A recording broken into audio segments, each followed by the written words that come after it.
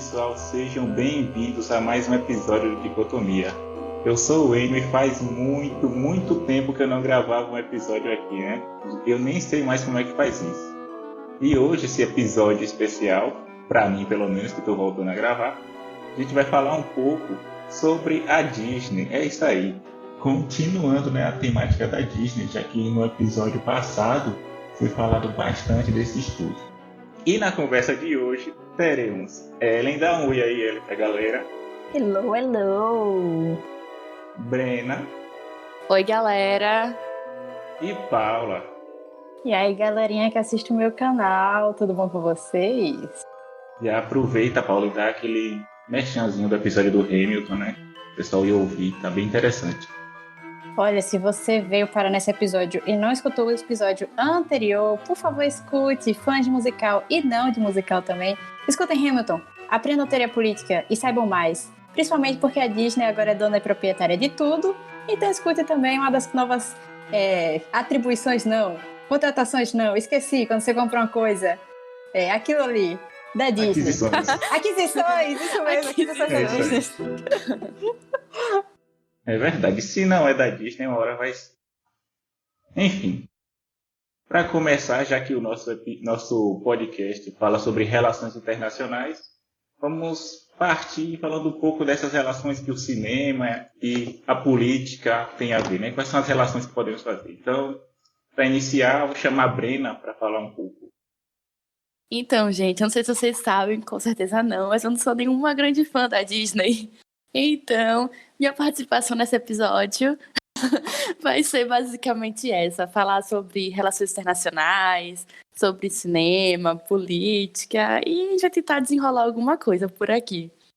Bem, vou falar um pouquinho sobre a importância do cinema para a política e para as relações internacionais.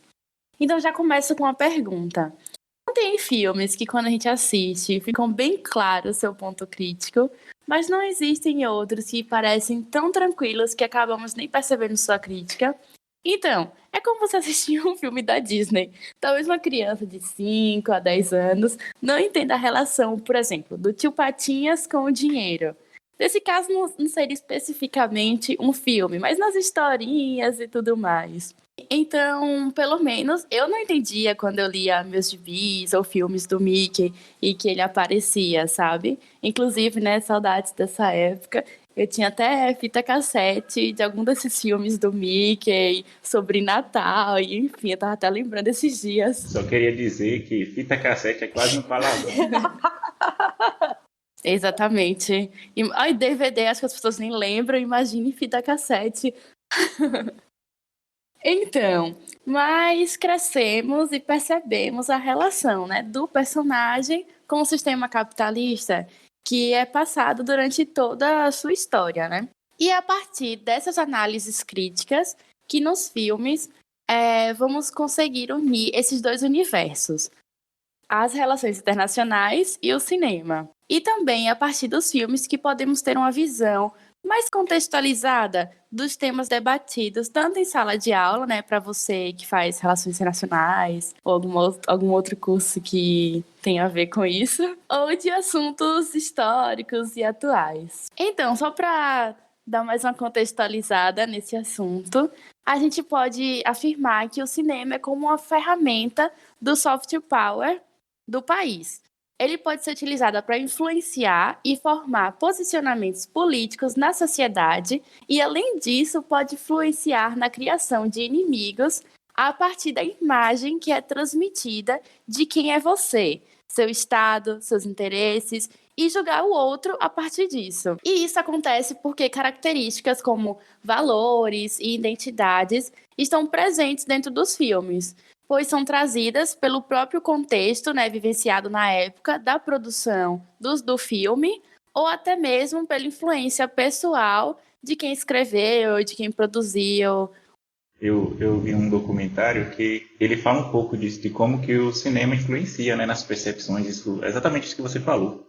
O documentário, no caso, ele está falando mais sobre o caso dos árabes, né? No documentário, eu acho que é Real Bad Arabs. Aí ele está falando como que os árabes são retratados, né, como seres bárbaros, como seres extremamente erotizados e tão diferentes, né? Aí cria toda uma imagem. Ele faz um estudo de, acho que 90 e poucos filmes que ele analisa para chegar a essa conclusão, né? Ele chega à conclusão que em Hollywood a percepção que tem dos árabes pode ser resumida em 3 Bs. Em inglês, que é belly dancers, que são as dançarinas do ventre, bilionários e bombers, que é bombas, né? Então ele fala como que o cinema acaba reforçando essa ideia de inimigo e que a gente vai acabar uma hora ou outra tratando aqui no episódio, né? Sim. Eu só queria fazer uma pontuação disso que Enio falou, que assim, é importante a gente perceber como os centros se tornam lugares de construção da imagem do outro. E que ao falar do outro, nós no geral, né? Pense no nós genérico. Nós falamos de nós mesmos. Então, toda vez que o Ocidente fala sobre o Oriente ou fala sobre os árabes, eles, ao mesmo tempo, fazem uma construção do que seria essa identidade ocidental. Então, se o Oriente é estranho, bizarro, exótico, o Ocidente já é o oposto. Já é o certo, é o hegemônico, é o prevalente, é o ideal, sabe? Então, eu queria pontuar apenas essa pequena coisa. E assim, né? Falando sobre essa ideia dos árabes e sobre filmes da Disney, acho que a gente não pode deixar de comentar sobre uma película muito famosa da produção da Disney, que é o Aladdin, né? Por favor, a gente não poderia deixar de falar sobre A isso. origem da história, ela é um pouco controversa, né? A história é baseada no conto Aladdin, a Lâmpada Maravilhosa, e está na famosa coletânea de contos, As Mil e Uma Noites. Só que esse conto não era original da coletânea. Ele foi adicionado pelo orientalista Antônio Galland, que declarou anos depois, em seu diário, que escutou a história por meio de um sírio. E nessa versão da história, a versão original, no caso, o Aladim é chinês, muito pobre e vive com a mãe. E ele acabou encontrando uma lâmpada mágica após se envolver com um mago africano. Como dá para perceber, esses elementos foram modificados, né?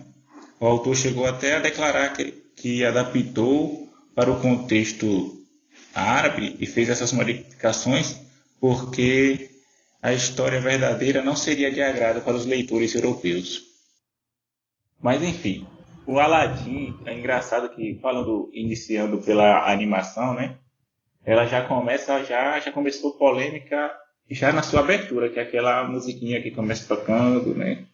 Começa o mercador andando no deserto e começa a cantar a música lá a Arabian Nights, as noites da Arábia. Aí na música ele começa falando, né? Em inglês ele fala que ele está vindo de um lugar distante e que passa várias caravanas de camelo e que vão cortar sua orelha se eles não forem por sua cara, né? I come from a land, from a faraway place, where the caravan camels roam, where they cut off your ear if they don't like your face. It's barbaric, but hey, it's home. Então ele já está falando já um pouco retratando uma barbaridade suposta que tem na região e do povo, né, em si. Só que logo quando saiu a versão do filme, isso foi muito criticado. Aí o que eles fizeram, eles mudaram a música. Por quê? Porque quem criou a música para o filme, ele já sabia que essa música poderia ser problemática. Porque ele já fez 2 versões da música. Ele fez essa versão mais pesada, que eu falei aqui agora, e fez a outra versão, que é mais amena, que tira esse retrato de que as pessoas são bárbaras, mas continua retratando como se o lugar fosse bárbaro, né? Mas ainda a figura do bárbaro, o nome bárbaro, continua na música. E depois, mais à frente, nos trechos da música, ela vai falando de como, em inglês, eles falam como as noites na Arábia são quentes. Aí fala que são quentes de várias maneiras, né? Tipo, dando aquela conotação assim, aquele duplo sentido. E na versão em português, ele já foi mais direto, já falando que tem um belo luar e orgias demais. Orgia. Então você já fala, meu Deus, isso é um filme para criança mesmo? Quem traduz essas músicas, minha gente? Proibido para menores criança. de 18 anos. Traz então essa ideia de como há uma promiscuidade dos povos árabes, né? Então, você já vê o quão problemática começa essa história. Sim, e tipo, nisso a gente pode lembrar, né, falando aqui de autores famosos, do Eduardo Said e do texto famosíssimo dele, Orientalismo, o Oriente como Criação do Ocidente. Se eu não estou errada no subtítulo, mas é basicamente assim. E tipo, a gente percebe essas coisas nesses filmes. Filmes que são para crianças, filmes que estão no dia a dia das famílias, do brasileiro, do americano, do mundo todo. E é tipo, impossível a gente pensar em representações fora da ideia de política. Portanto, sempre que observamos algo simbólico, ela estaria dentro dessa ideia, né, dessa política colonial. Porque vamos lá, gente, você pega um filme de criança, então você pega desde a infância aquela construção da imagem do outro. O outro problemático, um outro exótico. Uhum. Eu lembrando do Said, tem um trecho falando sobre a representação. Ele cita Marx em um momento e acaba sintetizando a ideia falando que como que o Ocidente está basicamente dizendo que o Oriente não pode ser representado. Eles não podem se representar. Eles têm que ser representados. Porque eles não conseguem se representar e o que eles representam não é bom. Basicamente é isso que ele está dizendo. O que essa ideia de orientalismo traz, né? Ele cria tanto mal, tanto bárbaro, tanto abaixo do que é o Ocidente, mas também essa questão de que ele não consegue se representar. Eu acho interessante também, voltando para o filme do Aladdin, porque tem algumas polêmicas, porque na época do lançamento da animação estava em um contexto do fim da Guerra do Golfo, né? Aí tinha tudo isso de como o filme poderia estar influenciando a criar uma imagem aterrorizante dos povos árabes, de como que isso poderia reforçar um certo estereótipo que iria confluir com as políticas na época adotada. No documentário, o narrador cita Jack Valenti, que era o presidente da Associação Cinematográfica dos Estados Unidos, porque ele disse que Washington e Hollywood possuem o mesmo DNA. Então, o que ele está dizendo é que eles têm o mesmo DNA e que eles pensam da mesma forma neocolonial. E um aspecto interessante que, por conta dessa Guerra do Golfo, que acabou sendo diretamente modificada no filme, para não ficar tão claro assim, é que o lugar, a cidade que se retrata, a animação, a história, Ágraba, ela era para se chamar Bagdá. Mas só que por conta disso, eles mudaram para Ágraba. Pois é, eles mudaram para Ágraba, que significa o mais estranho em árabe. Meu Deus. Estou enganado. Sério? A polêmica pronta. O que eu acho engraçado nesse coisa é porque, tipo, Aladdin é pra ser retratado o Oriente, né? E basicamente o que temos é uma criação. Por exemplo, a gente tem tanto os dois protagonistas, no caso Aladdin e Jasmine, a gente tem eles não tão próximos do que seria o estereótipo oriental, mas a gente tem eles mais puxados pro lado ocidental. Tipo, a pele é diferente, tipo, o carinha do mal, eles colocaram com barba, o chapeuzinho, um nariz mais avantajado, afinalado, pele mais escura, né? Enquanto os dois principais a gente não vê tanto essas características acentuadas. Então a gente já vê que é como se fosse uma forma de tipo, deixa eu amaciar para poder passar para os meus telespectadores. Então a gente já vê uma certa diferença aí. É um paradoxo, bem... É Disney, né? Eu acho engraçado que... Já joga. Legal. Não, e a gente consegue também fazer um paralelo com isso, trazendo aqui para a América Latina. Porque, por exemplo, quando a gente fala dessa questão sobre criar uma identidade, então até como ele falou, a gente quer meio que suavizar como se fossem as expressões, as características daquele povo para poder conseguir transmitir e ser aceito por um maior número de pessoas, digamos assim. No caso, pessoas daqui, né, do Ocidente. Mas também isso acaba acontecendo com a América Latina. Por exemplo, com o Zé Carioca, eu e a gente até falou algumas questões sobre o Zé Carioca no episódio de RI é Pop. Dei uma conferida lá, tá bem legal. Merchan número 2. Segundo Merchan. Merchan número 2. E a gente consegue perceber, né, essa suavização de características, mas ao mesmo tempo enaltecendo certas características e dizendo que aquilo é o brasileiro, sabe? Ou então dizendo que aquilo é o latino. Então acho interessante fazer esse paralelo também com a América Latina. No caso dessa animação da Disney, né, do Alô Amigos, teve um problema que fez surgir um personagem muito importante para o Chile, que é o Condorito, com uma história em quadrinho. Porque no Alô Amigos eles pegaram o Chile, um personagem para representar o Chile era um aviãozinho. E os chilenos não gostaram muito dessa ideia de ser representado por um aviãozinho tímido. Eles pensaram por que não colocar o nosso maior símbolo, que é o condor andino, que é uma árvore bem importante, imponente. Aí pegaram e criaram um cartunista criou o Condorito, né? Que ele sobrevoa os Andes e conta toda a sua história, basicamente isso. Eu adoro esse nome, Condorito. Eu acho tão bom, assim, parece nome de salgadinho. Verdade. Mas é um nome muito bom. E, tipo, falando sobre a América Latina, né? A gente pode se remeter toda aquela história da época da política da boa vizinhança, a aproximação dos Estados Unidos com a América Latina, que apesar de ter acontecido isso, não deixou de criar, obviamente, uma imagem do outro. O outro latino-americano, mais uma vez o exótico. E assim, esse convite para fantasiar sobre o outro, como apontado pela Karen Goldman, eu acho que é assim que fala o nome dela, causa uma grande ameaça à autonomia cultural das nações latino-americanas. O exemplo do Chile é muito interessante, porque eles transformaram aquela coisa imposta da imagem deles, e eles transformaram em uma coisa mais voltada para o nacional.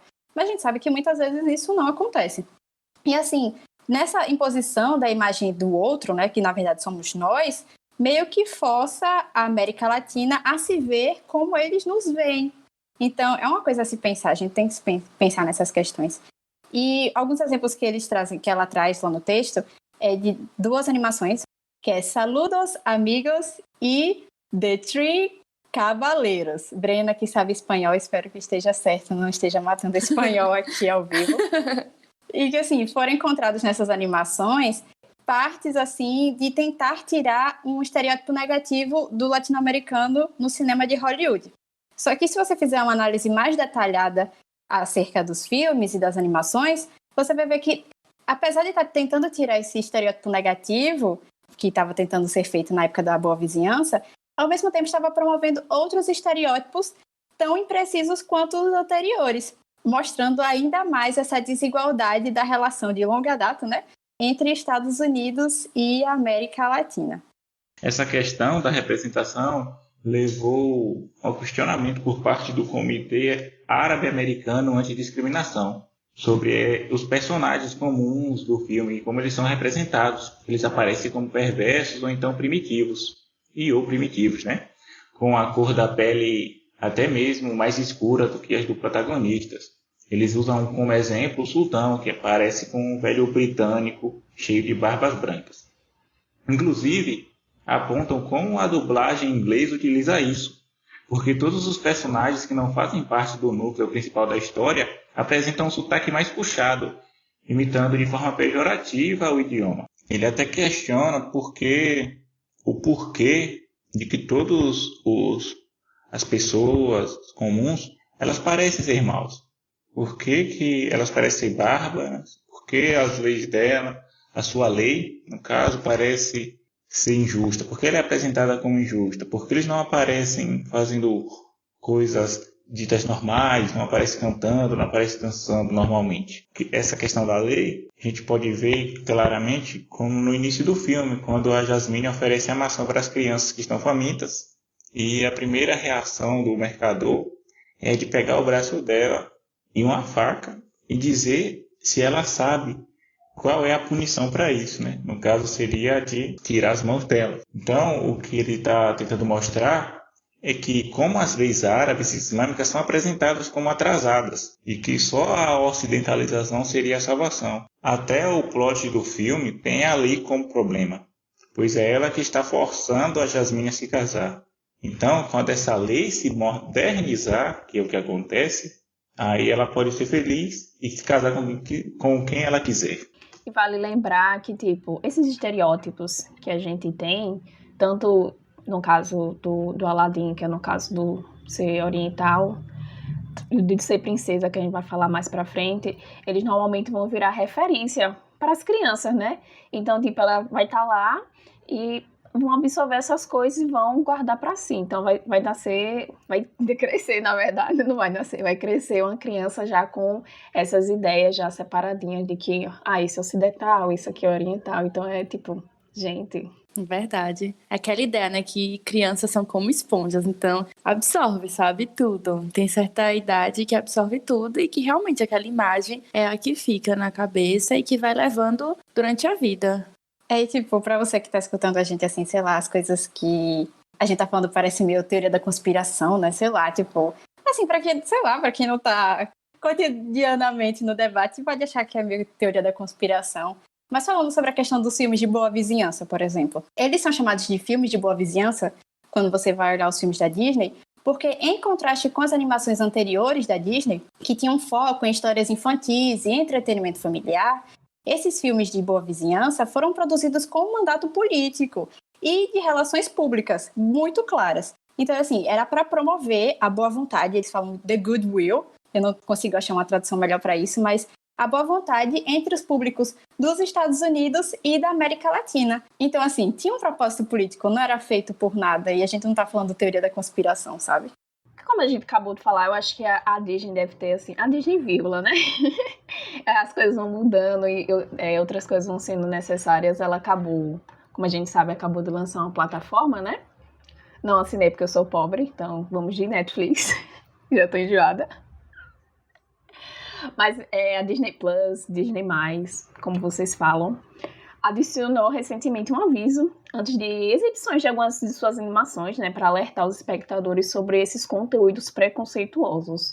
E um dos artigos que eu li, títulos como Dumbo, Peter Pan, Mowgli, assim, Dama Vagabunda, um monte, mas lembrando desses, eles apresentam uns comunicados já explicando que os estereótipos representados nas produções já eram errados na época e ainda continuam sendo.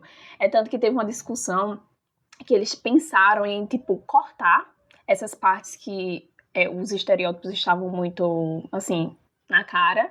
Só que o pessoal pegou e bateu de frente. Falou, não, deixe porque aí você estaria apagando, de certa forma, a história. Então, ele acabou deixando e acabou adicionando esse pequeno aviso. Por exemplo, no caso de Peter Pan, ele foi lançado em 1953, e é explicado que a representação tem uma representação estereotipada dos povos nativos americanos. Então, eles colocaram que não reflete a diversidade dos povos e nem as suas tradições culturais. A Disney possui outros exemplos de filmes e desenhos racistas. Um outro exemplo que eu posso dar é o Fantasia, que ele foi lançado em 1940 e que tem uma cena que tem seres mitológicos e um centauro fêmea negra aparece polindo os cascos de duas fêmeas centauros brancas. Bem racista, né? Outro também é o Dumbo. O Dumbo aqui é mais uma apresentação popular em que os atores brancos pintavam o rosto de preto. Uma prática que hoje a gente conhece como blackface, né? E é altamente racista. Não aprendem mesmo. Interpreta estereótipos exagerados e caricaturas de pessoas afro-americanas. Sim. E por último, esse daqui eu acho que já foi bem comentado durante uma época, que é A Canção do Sul. Ele é extremamente racista. Para vocês terem ideia, ele não foi nem inserido no catálogo da sua plataforma Disney Plus ou Disney+. E assim como ele não é nem reexibido no cinema desde a década de 80. Então, o longa se passava no sul dos Estados Unidos, em um período após a escravidão, e mostrava a vida estereotipada do tio Remus, que é o protagonista. Ele seria marcado como se fosse um negro sábio místico, que além de usar seus conhecimentos para ajudar um homem branco. Então, além desse conteúdo racista que o desenho possuía, tinha os acontecimentos por trás da câmera. É tanto que o ator de tio Remus, Jamie Baskett, ele foi impedido de entrar na própria estreia do longa, no estado de Atlanta, que era ainda um distrito que ainda era segregado e não permitia a entrada de negros no cinema. Vem esses avisos, né? Mas aí surge uma produção recente desse ano. Exatamente. Lançada esse ano, cheia de problemas quanto à representação, que é a Mulan. Então você não sabe o que é que eles querem dizer, não sabe qual é a política que eles estão adotando, né? Tá arrependido? Não tá? Falando de polêmica, já que Enio falou aqui de Mulan, eu só queria que ele botasse um parênteses sobre a grande polêmica da China, Hong Kong, protesto. Aí é treta boa, entendeu? Porque foi até durante essas manifestações em Hong Kong, não foi que o pessoal tava tentando fazer esse boicote do filme de Mulan? Eu acho que vai entrar muito naquele negócio de que a gente até tinha conversado antes, que é aquele negócio de demanda, né? Tipo, como eu disse, tá, as coisas estão mudando, estão sendo necessário representar tal coisa. Então a Disney não tá fazendo Frozen ou Valente porque ela é empoderada, feminista e qualquer outro adjetivo que a gente queira adicionar. Ela tá fazendo isso que é uma empresa que tem interesses comerciais de bilheteria, ou seja, money. Então, ela vai fazer isso porque a demanda social está necessitando disso. Então, acho que... Eu ia falar a polêmica depois, mas vocês puxaram. Aí é treta. Então, vamos jogar a polêmica. Essa questão do boicote, ela é de longa data, porque desde o início das gravações do filme, foi pedido uma maior representação, tanto da cultura chinesa quanto dos atores, que deveriam ser atores asiáticos e atores amarelos, né, por questões óbvias. E o boicote veio principalmente devido às declarações da atriz que interpreta Mulan, a Liu Yifei, durante as ondas de protestos em Hong Kong, que ocorreu ano passado, já que ela disse explicitamente em uma rede social que apoiava a polícia de Hong Kong. Já que a gente falou agora de Mulan, né, porque tem algumas questões que eu estava vendo do filme que em relação à cultura chinesa não fazia sentido. Como que eles meio que, claro, né, pegando aquilo que foi dito já do Edward Said, eles ocidentalizaram, pegaram e misturaram, pegaram coisas europeias, da cultura europeia, coisas da cultura americana e colocaram dentro de uma história, de uma lenda chinesa, que é muito famosa, que tem uma balada de Mulan, que é um conto cantado, né, bem importante durante o filme. Sim. Aí, por exemplo, tem umas questões que traz no filme, que é tipo do Ti. O Ti é dito pelo pai da Mulan que é uma coisa que é só dos guerreiros, ou seja, só os homens podem utilizar o Ti. Mas o Ti, segundo a cultura e a medicina tradicional da China, pelo que eu vi, é uma coisa que qualquer um pode ter, que todo mundo tem. É uma coisa que não tem distinção, né? Só o homem pode usar. Essas questões, né? E outra coisa é como que o inimigo, no caso a inimiga, aquela que se transforma em pássaro e acaba incorporando outras pessoas, se transformando em outras pessoas, possuindo corpos, ela é tratada como bruxa. E isso é muito problemático, porque a gente já sabe, tem muitos precedentes históricos de como que as mulheres foram tratadas como bruxas e foram perseguidas. E a bruxaria é uma coisa que não existe na cultura chinesa. Eles falaram por que está tratado como bruxa, porque seria tão mais fácil, seria tão mais correto ser chamado de um espírito malevolente, que é uma coisa que existe na cultura chinesa. No caso, a autora que eu me baseei, que eu vi o texto, ela é chinesa, né? E ela dizia isso. O espírito malevolente na cultura chinesa existe essa questão de possuir outros corpos mesmo. Isso está correto. Além disso, uma coisa que eu achei muito interessante é a questão da espada que do pai da Mulan e que ela rouba, e o que está escrito na espada, que está escrito é lealdade, bravura e verdade. E isso, fizeram uma comparação genial, que é o mesmo lema do FBI. É basicamente Meu Deus do céu!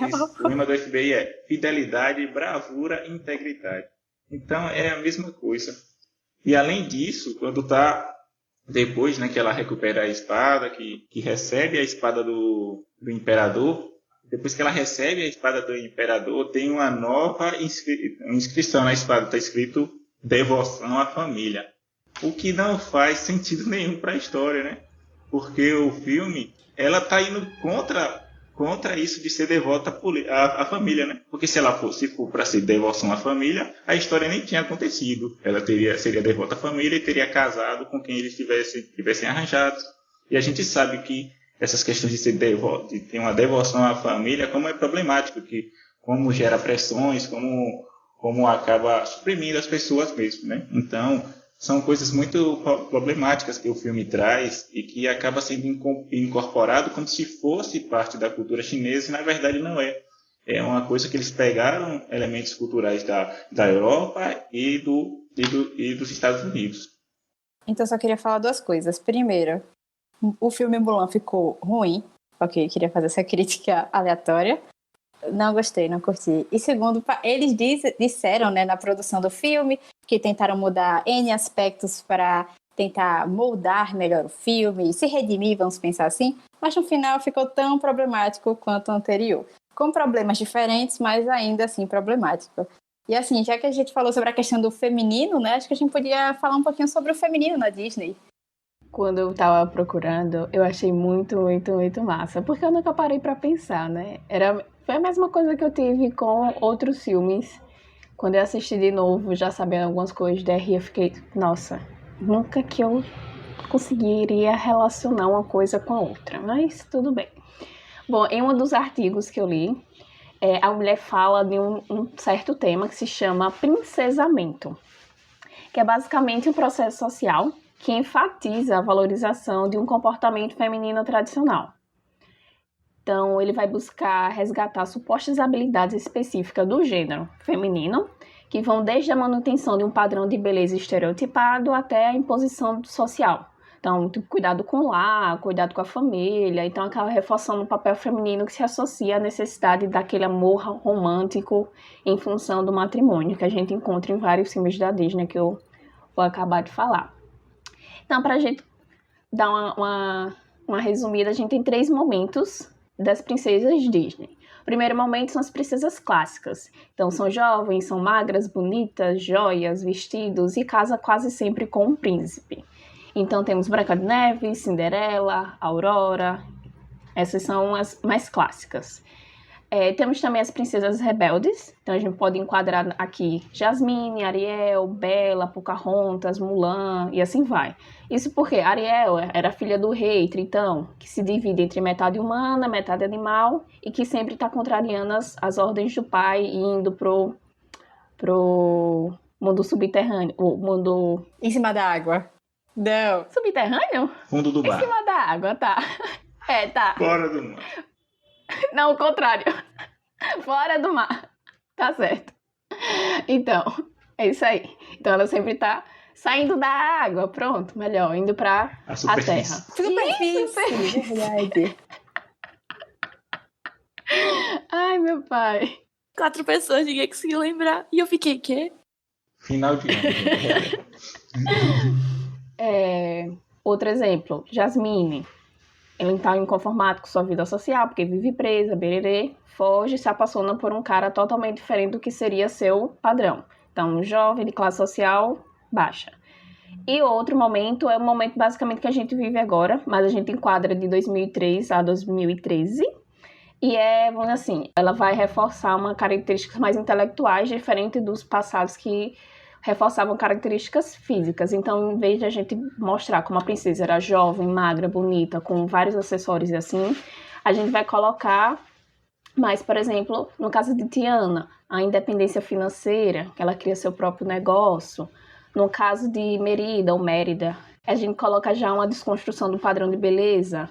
Ela não tem aquele cabelo todo alinhadinho, toda bonitinha, não quer se casar de acordo com os padrões que a mãe dela deseja, e assim vai.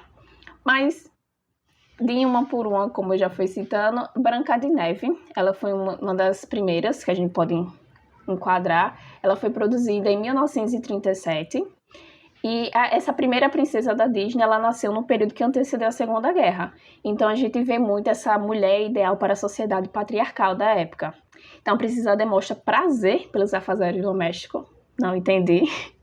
Eu fujo no primeiro prato. E por cuidar dos 7 anões.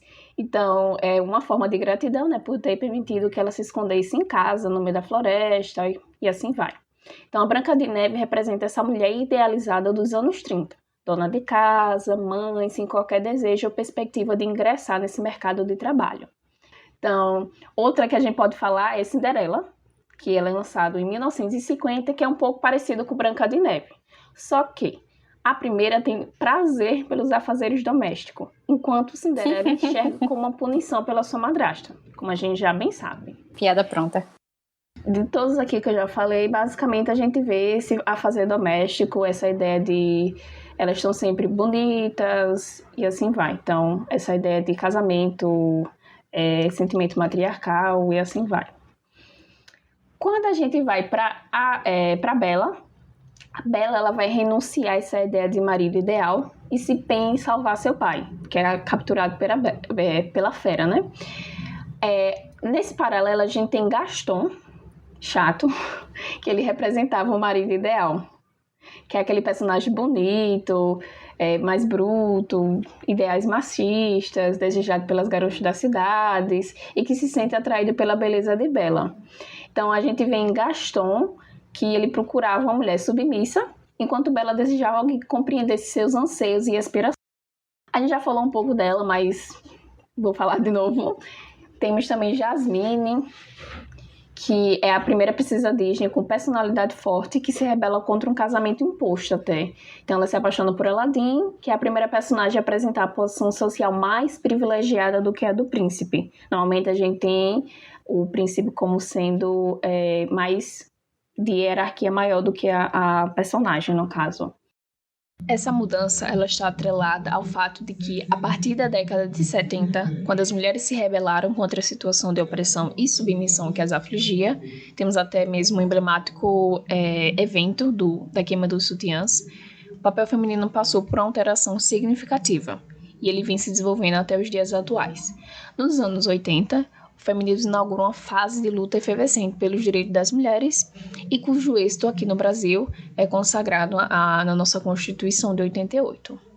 E na década de 90, a mulher, já um pouco mais detentora dessa autonomia e liberdade para tomar decisões, ela vai ocupar posições de destaque pessoal, profissional e social, delineando, na verdade, uma clara mudança na representação de seu papel. Então, por isso que a gente tem essas três fases demonstrando como a Disney saiu de uma ideia mais clássica feminina, nessa ideia de características físicas, procurar seu príncipe encantado, casamento, no topo e assim vai, para uma ideia mais de tentar representar essa nova mulher que o papel feminino está desenvolvendo. A questão da Tiana também é um pouco problemática, né, para a representação, assim. Porque no texto que eu vi é da Sarah Turner, ela está falando como que há um esquecimento da questão étnica, né? Da questão racial. Basicamente é ignorada o fato de que ela deveria, pelo menos ser, uma princesa negra. Só que esse fato dela ser negra não é uma coisa que parece que tem à tona no filme. Isso é o que a autora chama de color blindness, né? Seria a ideia de não estar vendo a raça dos personagens. E essa é uma questão bastante aparente para quem está vendo o filme, já que a Tiana, ela é negra e a sua melhor amiga, a Charlotte, ela é branca e rica. Ou seja, eles estão tratando como que isso fosse uma coisa que não faz diferença nenhuma, é uma coisa que não influencia no status social dos personagens. E outras questões, tipo, que é bastante criticada, né, que é essa questão que ela é muito devota ao trabalho. E isso tem um pouco a ver, relacionado à questão do sonho americano, né? Porque é sempre imposta pela mãe, por exemplo, disso que ela tem que se relacionar, tem que ter um amor, não sei o quê, essa busca do que seria um príncipe encantado, né? E ela fala que não, que quando ela conseguiu o seu restaurante, que para ela vai dar tudo certo, né? Para ela estar de bom tamanho. Verdade, eu nunca tinha pensado nisso. Isso do trabalho é uma questão que é repetida por ela várias vezes, né? Resumindo, o que o filme quer mostrar é que se a Tiana mantém essa ética do trabalho duro, tendo 2 empregos, ela vai alcançar o sucesso e a prosperidade, e no caso, é ter o seu restaurante próprio, mesmo com tantos obstáculos. Então isso é uma representação de fato do sonho americano. Outra coisa que eu vi era que, tipo, apesar dela ser dona desse restaurante, basicamente quem ajudou a ela conquistar foi o que se torna marido dela, na verdade, né? Sim. Então, tipo, ela não é total independente. Ela ainda precisa de uma ajuda masculina para poder ajudá-la a conquistar seus sonhos. Então, tipo, é meio. A gente vê uma certa representação, mas não tanto, né? Bom lembrar desse fato porque a Tiana até conseguiu juntar o dinheiro para comprar o lugar do restaurante. Mas aí, quando foi realizar a compra, o dono do lugar afirmou que existia uma suposta proposta em um valor maior. Então, ela teria que trabalhar ainda mais para realizar esse seu sonho. E, em certo momento, é até dito que esse desejo da Tiana não era para ela. Essa posição não lhe pertencia. E onde ela estava já era o seu lugar. Aí, só depois, como já foi dito, junto ao príncipe Navi, ela conseguiu realizar a compra. Outro fator que é motivo de críticas no filme é o tempo de tela dos personagens. Quase todos eles são negros, mas a maior parte do tempo estão em forma de animais, de sapos, né? No artigo da Turner, disse que são cerca de 29 minutos iniciais, mais o fim do filme, que a Tiana está como humana, ocupando o tempo de tela, e 59 minutos como sapo. A autora até cita um outro texto dizendo que provavelmente não é fácil ser verde, mas deve ser mais fácil do que ser negro. Não dá vontade de morrer escutando um negócio desse, velho. Dá, Sei lá. com certeza dá. Parece piada real. Eu tinha visto também porque esse negócio da mulher, né? Outra que é, assim, que seria o contraponto seria Moana, que é tipo uma das primeiras animações de estudo que a personagem não conta com essa ajuda masculina. Na verdade, ela faz o contrário. Ela ajuda os homens da história, o seu pai, o pessoal da tribo. Então, ela, tipo, diferente de Tiana, que de certa forma tem o seu restaurante, ela precisou de uma certa ajuda secundária, né? Bom, outra que a gente pode falar é tipo Pocahontas, apesar também de ser uma representação meieira, porque tem suas implicações. Ela seria ela é aquela guerreira, né? Ela, na verdade, é uma guerreira prometida a Cocuan, acho o nome Cocuan, não lembro, que é um guerreiro da tribo também, que acaba, na verdade, se apaixonando pelo europeu, John Smith, e consegue fazer com que ele mude sua opinião sobre os indígenas. O mito tá aqui. Parece piada. E o pior é que você encontra isso normalmente, assim, bem escancarado nas sinopses dela, né, de Pocahontas, e também. E tem um monte de implicação, porque ela, na história, ela é pequena, tipo, jovem. Então, assim, gente... Sobre a Moana, eu lembrei de uma matéria que tratava desses problemas quanto à representação. No caso, a do Maui. Primeiro porque seu aspecto físico seria um estereótipo dos povos da região, em que a obesidade é um problema de saúde pública. Segundo, por conta da tentativa de obter lucros em cima da venda de fantasias desse personagem, que é lendário para a cultura da Polinésia. A fantasia, no caso, era de corpo inteiro, apresentando a pele bronzeada e as tatuagens. Seria tipo quase um blackface, sabe? E a questão das tatuagens seria outro problema também, porque para essa cultura, ela é como uma identidade, conta a história individual de cada pessoa. Então tentar lucrar com isso é um insulto, é basicamente uma falta de respeito. Outra crítica sobre a apropriação cultural foi de que os lucros obtidos com o filme não retornaram em nenhuma parcela para essa região. Após isso, a Disney até anunciou uma doação de cerca de, acho que foi $500 mil para o fundo de bolsas de estudo das ilhas da Ásia e do Pacífico, né? Então, por fim, para vocês não ficarem enjoados de mim, a gente tem Mérida. Ela estreou como protagonista de Valente e venho aqui dizer que eu, como uma bela consumidora da Disney, não assisti ainda, apesar de que eu gosto muito dela. Não conheço, mas gosto. Ela é bonita para mim.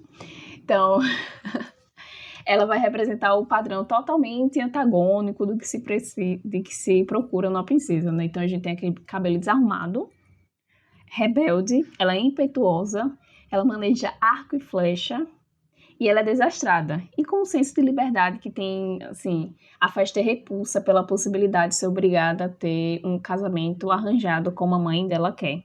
Então, assim, Merida vai conquistar o direito de escolher com quem vai casar e não termina com o príncipe, como normalmente termina, né, as histórias da Disney. Então ela não termina com o príncipe encantado, que a diferencia das tramas das demais. Aqui sim, a gente tem um papel de dependência e liberdade que é assumido pela mulher. Então ela passa a desejar, cultivar e fortalecer os laços familiares com os pais. Por isso que agora vamos ficar de olho no novo filme, na nova animação da Disney, né, que vai ser futuramente lançada, Encanto, sobre uma menina colombiana. Saiu atualmente, antes era só sul-americana. Esse promete. Agora colombiana. Vamos ver, vamos esperar. Esse promete. O que será que vai acontecer? Vamos ver quantos estereótipos vai ter. A gente estará de olho, Disney. Estaremos de olho em você.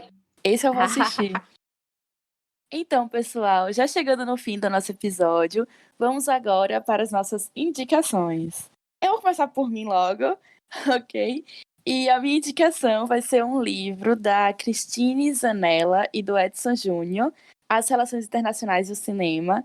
Não é falando sobre filmes da Disney, não está fazendo críticas ou análise dos filmes da Disney, mas eu acho que esse livro é muito válido para você que gosta desses dois universos. E aí, Paula, e a sua indicação? A minha indicação de hoje, amiga, será o texto Para Ler Pato Donald. É muito interessante, é citado no texto que eu usei para fazer esse episódio de hoje. Leiam.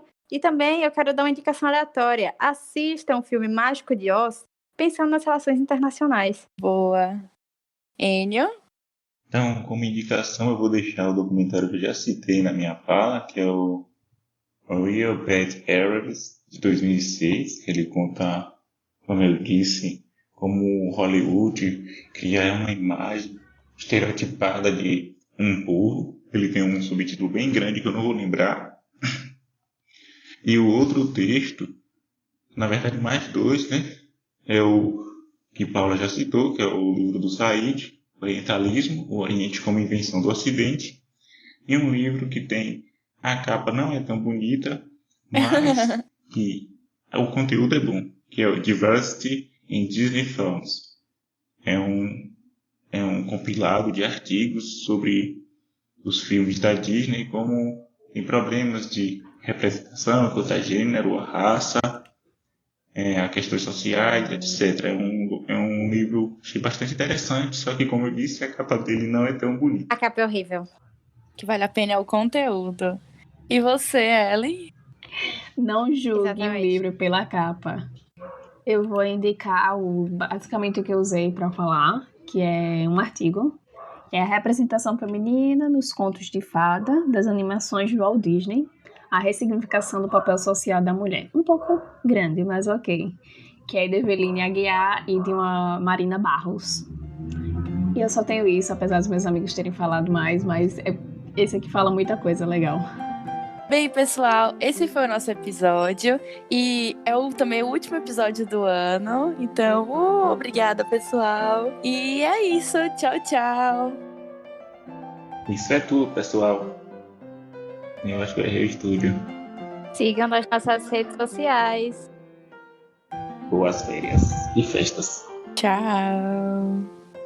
Se vocês ouvirem esse episódio, saibam que quem vê close não vê corre, viu? Porque a gente se vê no próximo ano.